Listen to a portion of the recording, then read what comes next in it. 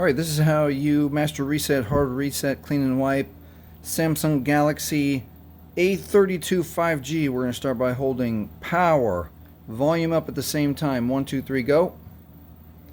And as soon as that Samsung pops up, Samsung Galaxy, we let go, and it's going to bring up our Android menu, and then we're going to scroll down to factory, data wipe, factory reset. Then we're going to push power for OK. We're going to use volume, factory reset, OK. And then we'll verify right here, data wipe is complete. And we can reboot the system now.